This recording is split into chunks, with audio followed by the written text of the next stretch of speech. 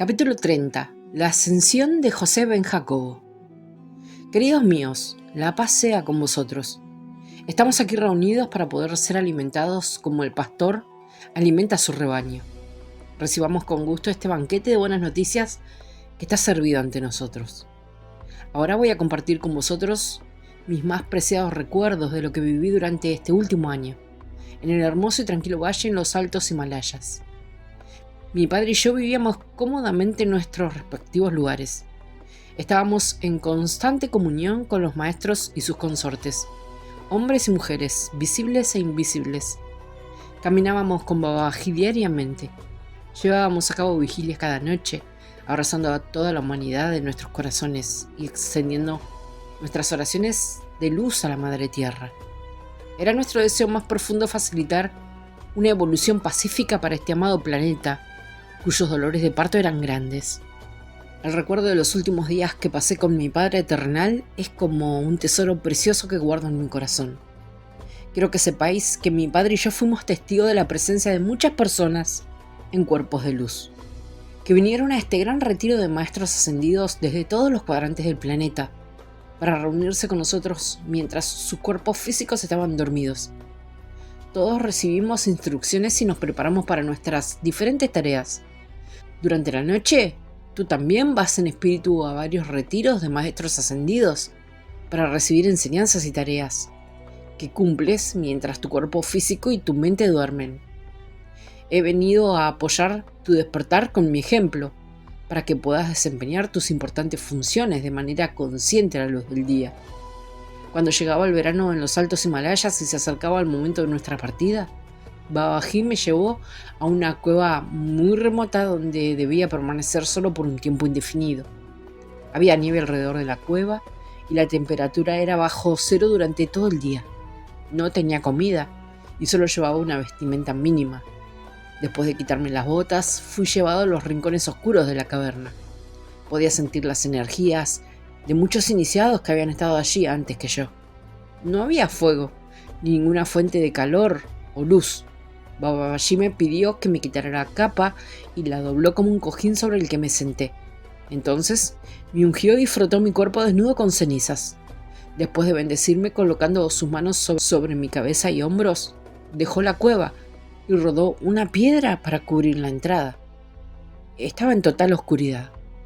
La caverna era bastante grande y una corriente suave de aire circulaba a través de alguna grieta oculta. De inmediato me impuse la tarea de entregar mi voluntad a la fuente de mi ser. Aunque sabía que podía teleportar mi cuerpo fuera de la cueva, estaba decidido a conocer al Dios, Padre, Madre en mi espíritu, transmutar cualquier apego a mi cuerpo físico y a aprender más sobre mi misión. Por lo tanto, reduje todos mis signos vitales como mi abuela Ana me enseñó en mi juventud, y en vez de permanecer acostado en un sepulcro, me quedé sentado en postura de loto. Me sentía cómodo y feliz. Aunque no sabía cuánto tiempo mi cuerpo estaría encerrado en la cueva, sabía que mi conciencia era libre para entrar en los vastos reinos más allá del tiempo. También sabía que los ángeles de mi cuerpo lo asistirían con cuidado. Meditando de esta forma, fui ayudado a despertar al recuerdo del ser divino que yo soy, el mismo que eres tú, y el mismo que toda la vida es. Todo mi cuerpo empezó a entonar la maha mantra: yo soy la resurrección y la vida. Seguí meditando en estas palabras hasta que supe con absoluta certeza que yo soy la resurrección y la vida. Mientras estaba practicando este mantra, mi padre apareció en mi visión interior. Poco a poco empezó a aparecerse cada vez más a un pilar muy alto de luz dentro de una gran esfera de luz blanca dorada. Me di cuenta de que su cuerpo físico estaba sentado en la misma posición que el cuerpo de mi abuelo Joaquín cuando pasó a la luz. Poco a poco, levantando sus brazos etéreos como lo haría una mariposa cristalina, una luz blanca y dorada irradió desde su corazón. Podía sentir esta gran luz entrar en mi corazón como si fuera una ola de amor. Esta experiencia será una bendición de consuelo para mí a lo largo de todos mis días. Entonces, el brillante rayo de luz proveniente de su corazón se convirtió en una esfera creciente de luz deslumbrante, que comenzó a girar gradualmente cada vez más rápido. Abarcó progresivamente a mi padre hasta que ya no se lo podía distinguir. Luego, lentamente, muy lentamente, la esencia de mi padre se elevó hasta que entró en una esfera mayor que reconocí como nuestro sol. Sentí una gran alegría estática. Ningún pensamiento de pena cruzó mi mente.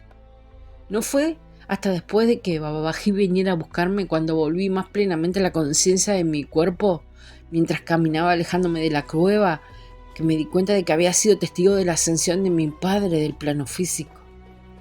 Babaji, silencioso y tiernamente, me acompañó hasta el lugar cerca del templo donde yacía el cuerpo de mi padre. No olía a muerto, sino que emitía una fragancia dulce, como de lirios, hacía ya una semana. Luego su cuerpo fue colocado en una gran pira funeraria de flores y maderas, como es la costumbre hindú. Consumidos por las llamas, los elementos de nuestra madre tierra regresan al lugar de donde han venido.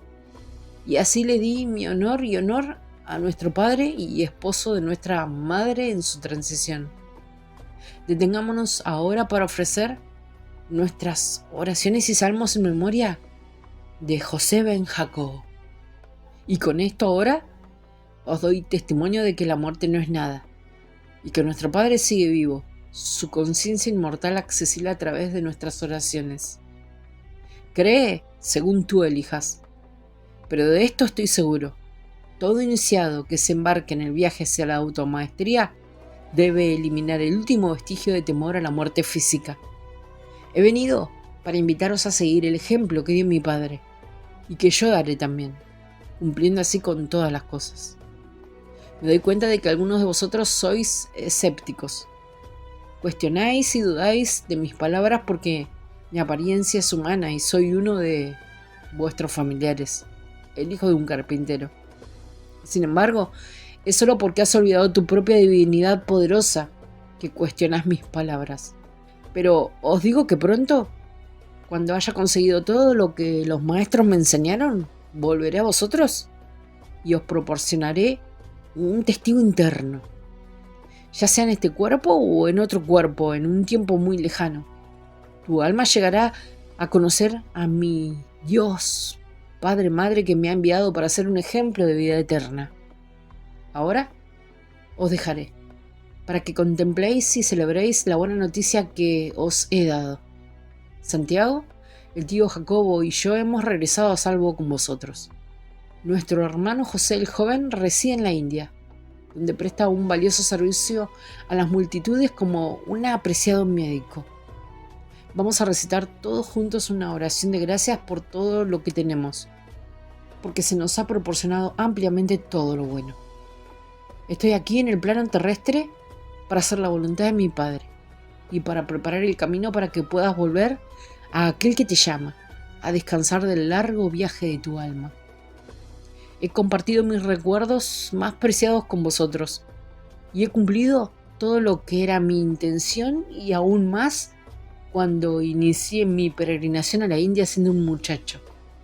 Con la ayuda de mi querido padre, el tío Jacobo, mis hermanos y mis maravillosos profesores, he madurado en sabiduría y dominio de mí mismo.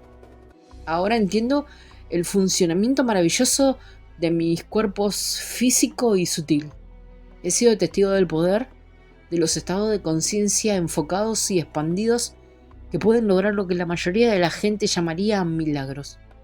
Siempre he disfrutado del contacto y la belleza enriquecedora de la naturaleza femenina en las mujeres. Ahora he llegado a honrar mi propia feminidad interna, que equilibra continuamente mi expresión masculina. Mi corazón se ha abierto al sufrimiento del mundo, y con compasión honro la trayectoria de evolución de cada alma. He superado el miedo de mi mente a la muerte. Mi deseo restante es abrirme por completo a la presencia de mi Padre-Madre.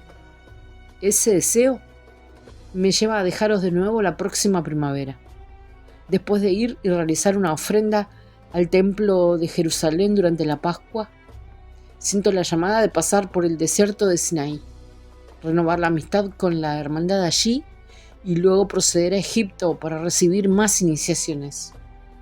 Hasta ese momento estaré con vosotros. Tenemos mucho tiempo para estar juntos. Ahora vamos a celebrar nuestras bendiciones. Vayamos a la mesa y disfrutemos de los refrescos dulces que mi hermosa madre ha preparado para nosotros. Vamos, hermanos y hermanas, cojamos nuestros instrumentos y cantemos una canción feliz. Alabado sea el Padre, Madre que da nacimiento, sustento y un camino de regreso a casa a toda la vida.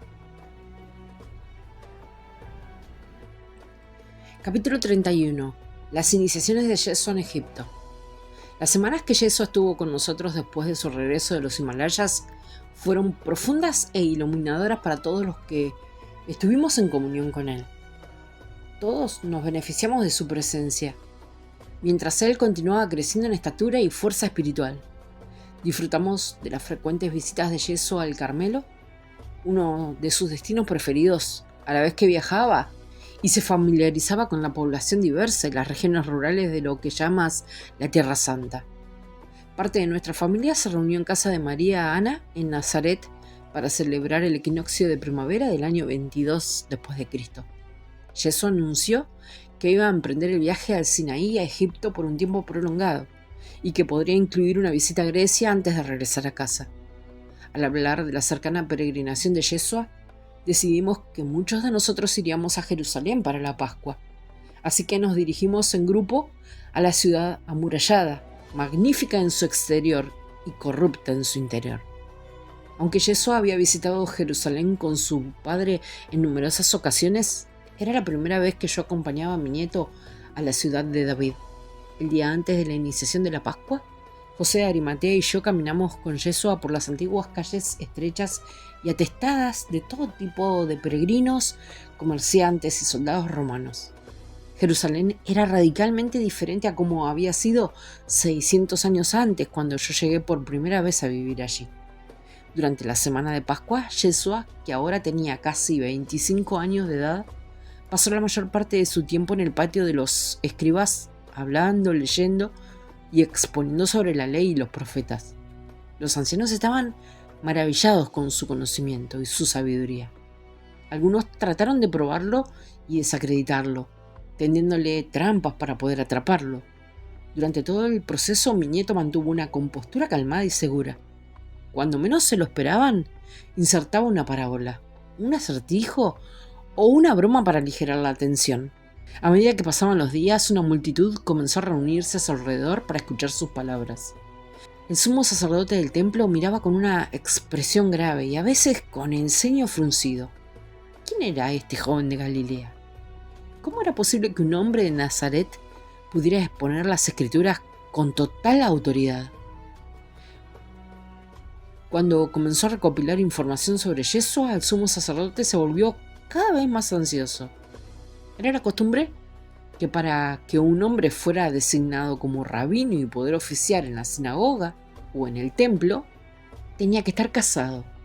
Aunque Yeshua no estaba casado aún, algunos interrogadores escépticos y algunos oyentes atónitos comenzaron a dirigirse a él como rabí. La gran mayoría estaba maravillada con la amplitud y el alcance de las enseñanzas de mi nieto, que explicaba las escrituras tan trilladas con una visión más expandida y aplicaciones prácticas.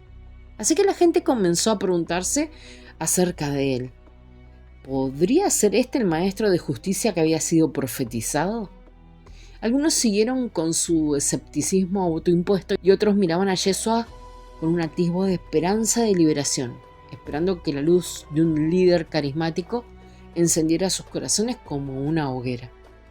Yeshua era consciente de que había llegado el momento de comenzar a reunir a su equipo de partidarios activos y prepararse para lo que se avecinaba. A excepción de los escritos proféticos y los pequeños atisbos que Yeshua y su familia cercana habían recibido a través de los años, poco se sabía acerca de lo que le esperaba. Sin embargo, sabíamos que estar bien preparados para cualquier eventualidad nos permitiría salir airosos de nuestros desafíos. Aquellos de nosotros que nos habíamos iniciado en Egipto apoyamos la decisión de Yeshua que había tomado de ir a los templos del Nilo, siguiendo su guía interior.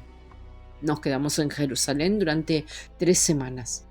José de Arimatea acogió a muchos de nosotros en sus 3 residencias de Jerusalén.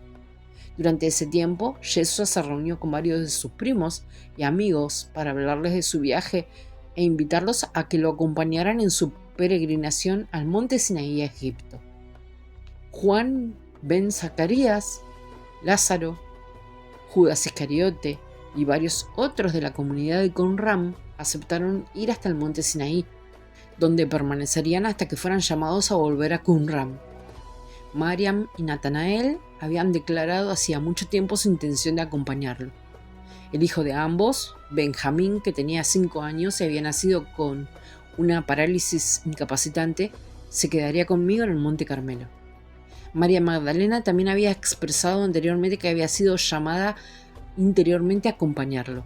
Sin embargo, no iría con él a los templos porque ella y Mariam ya habían tomado las iniciaciones necesarias para apoyar a Yeshua.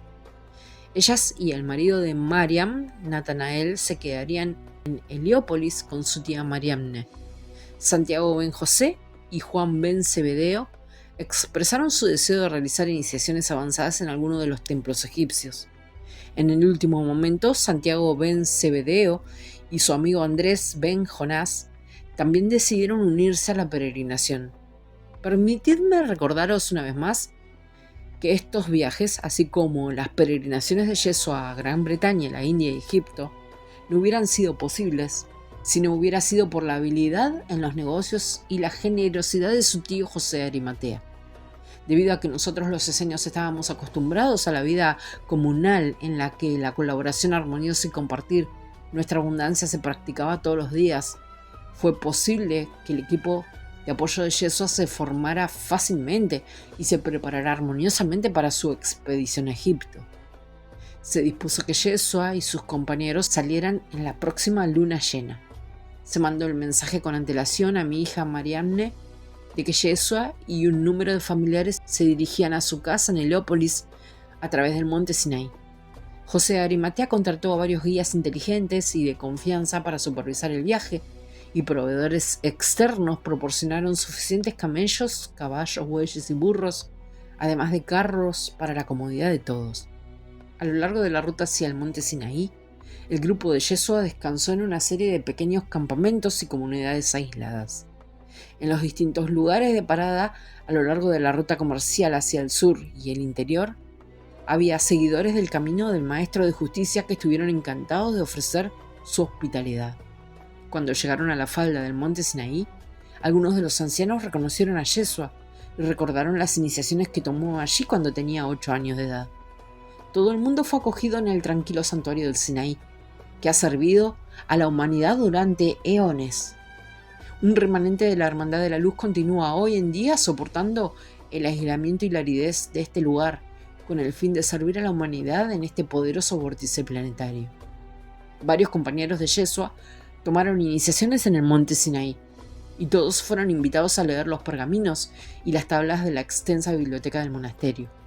Numerosos manuscritos de la biblioteca del Monte Carmelo y el Qumran fueron enviados aquí como regalo, y otros se intercambiaron en las bibliotecas del Sinaí, Heliópolis y Alejandría. A excepción de Juan ben Zacarías y los hermanos de Qumran que se quedaron en el monte Sinaí, los peregrinos continuaron su camino hacia el norte a lo largo del Mar Rojo. Viajaban sobre todo antes y después de la salida del sol, descansando a mediodía y a primera hora de la tarde para evitar el calor abrasador, hasta que llegaron a las apreciadas comodidades de Heliópolis, que serviría como base, hogar principal y punto de encuentro. Los familiares gustosamente abrieron sus hogares y apoyaron sin pedir recompensa a aquellos que pasarían por las iniciaciones. Agradecieron las habilidades de carpintería y albañilería de Natanael Bartolomé y la ayuda en la casa de María Magdalena y Mariam. Mis nietas también vieron la oportunidad de servir a los enfermos y dedicaron mucho de su tiempo a sanar a toda la comunidad circundante. Egipto era bien conocido por sus aceites esenciales puros y prácticas medicinales, por lo que estas mujeres incansables estaban felices de reabastecer sus provisiones curativas y reunir más conocimientos. María y Mariam también se reunieron con algunos de los sacerdotes y sacerdotisas que las habían iniciado anteriormente. Participaron en los antiguos rituales dedicados a la Gran Madre, en ciertas celebraciones de Isis y Hathor. Cuando le era posible, Natanael también se unía a ellas. Yeshua y los otros 4 iniciados varones, su hermano Santiago, Andrés y los hijos de Zebedeo, Santiago y Juan, se reunieron con sacerdotes clave, que podían transmitirle los poderes necesarios y orientarlos en el camino. Debido a que la elección de Natanael era apoyar a Yeshua de una manera diferente, solo ocasionalmente participaba en estas reuniones. Aunque María Magdalena y Mariam no acompañaban a Yeshua, las incluía a menudo porque valoraba su sabiduría y maestría. Decidieron que tomarían todas las iniciaciones en la forma tradicional, comenzando al sur en Nubia. Ahora voy a explicar el proceso. Los antiguos egipcios veían el Nilo como una metáfora del cuerpo humano, particularmente la médula espinal y la trayectoria de los nervios más sutiles. Ellos sabían que el camino de la iluminación se iniciaba en la base de la columna vertebral y fluye hacia arriba como un río hasta el cerebro. Así que construyeron templos que simulaban la trayectoria de la iluminación. En este caso, debido al que el Nilo fluye sobre el sur hacia el norte, el iniciado comenzaba su viaje en el sur y continuaba con cada uno de los templos siguientes, culminando en la gran pirámide que representaba el santo de los santos en el cerebro. En cada templo, el iniciado experimentaba varias iniciaciones que templaban, refinaban y abrían los canales de la fuerza de la vida. Para avanzar al siguiente templo, los iniciados tenían que demostrar que estaban listos para enfrentar, unificar y transmutar alquímicamente las fuerzas opuestas del amor y el miedo, la luz y la oscuridad, el espíritu y la materia, y la vida y la muerte. A pesar de que todos los templos promulgaban los misterios de Osiris, cada templo se enfocaba en un aspecto particular de la trayectoria arquetípica de Osiris, Isis, Horus, Set y Hathor. Estos misterios incluían la concepción en la luz, la crucifixión y la resurrección. Yeshua y sus fieles amigos remontaron el Nilo hasta llegar al templo de Isis en la isla de Philae. A veces utilizaban barcazas y otras veces a pie o en burro para evitar las aguas blancas de las cataratas turbulentas. Este fue un largo y arduo viaje, uno que muy pocos egipcios nativos realizan en el curso de una sola vida. He de decir una vez más que una peregrinación de esta magnitud no se hubiera podido llevar a cabo en un periodo de tiempo relativamente tan corto, si no hubiera sido por la preparación espiritual de sus compañeros, la cooperación comunitaria y el apoyo financiero que recibieron de José de Arimatea. Yeshua, Santiago ben José y Juan ben Zebedeo recibieron sus iniciaciones más o menos al mismo tiempo en los mismos templos. Debido a que ya habían pasado por iniciaciones avanzadas en la India, las experiencias adicionales en Egipto refinaron aún más su conciencia y fortalecieron su continuación y carácter. Ahora que estaban en la tierra madre, de la que procedía todo lo que habían aprendido en la India, recibieron con humildad y gratitud todos los detalles adicionales que pudieron obtener. Sus conciencias se abrieron a las energías sutiles de los míticos reinos arquetípicos y pasaron las pruebas de acuerdo con las prácticas de los sacerdotes en aquellos días.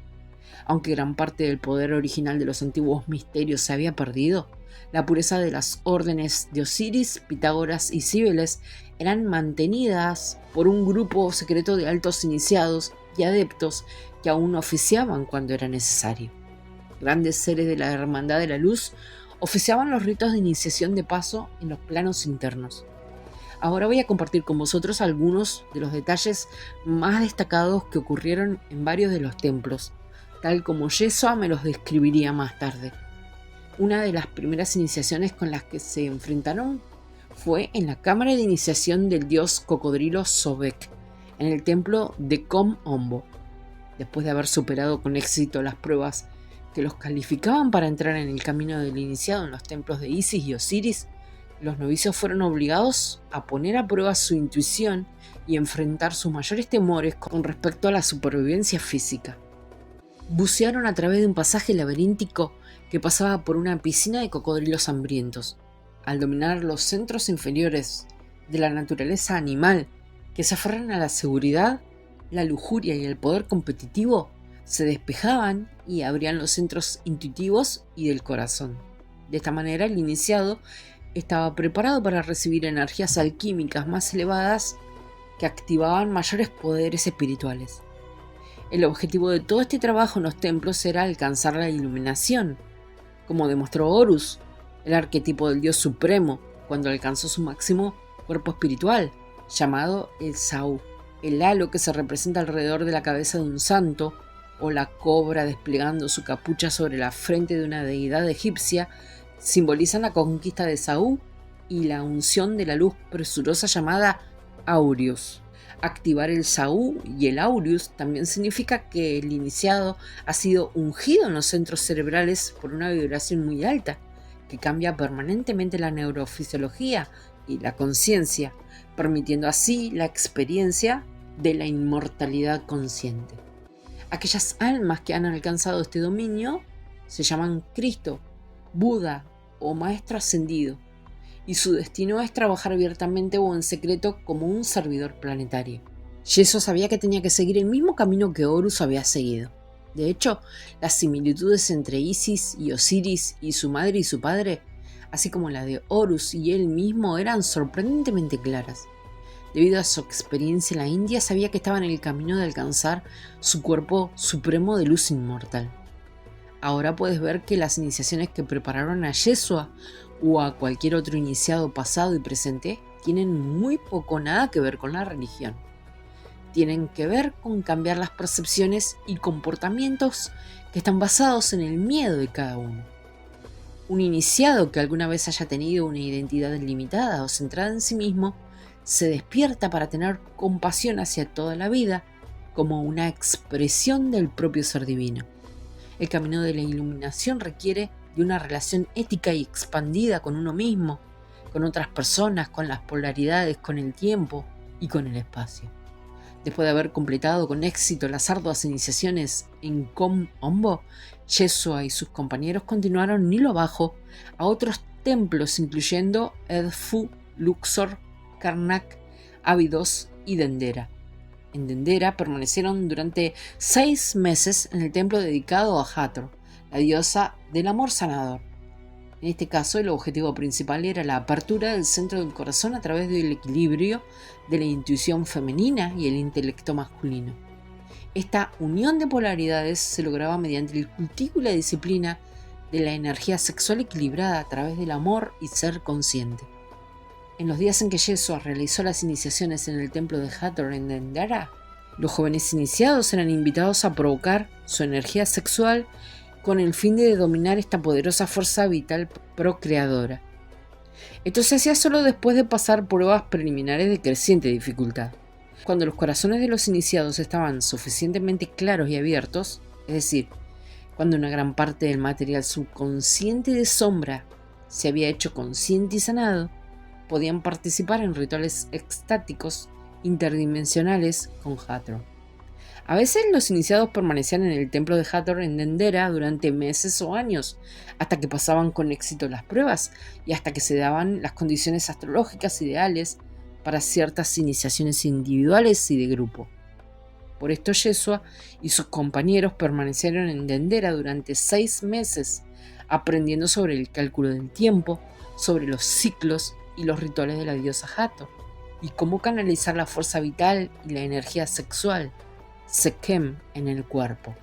También aprendieron disciplinas yógicas de respiración, posturas, entonación y cantos, meditación, arte tántrico, prácticas internas de energía y de purificación y limpieza de cuerpo, mente y alma. Para aquellos que buscaban la iluminación, con el fin de prestar servicio a los demás, también se les proporcionaban niveles superiores de prácticas regenerativas, prácticas de energía sexual, concepción consciente y nacimiento y crianza de los hijos. Puede que nunca hayas oído hablar de estos seres ascendidos incondicionalmente amorosos, pero están muy activos en la actualidad, asistiendo a la humanidad y a la Madre Tierra a través del proceso de ascensión. su experiencia en curación a través del sonido y la alquimia de la transmutación a través del amor, está disponible para cualquier persona que opte por recurrir a ellos para obtener ayuda.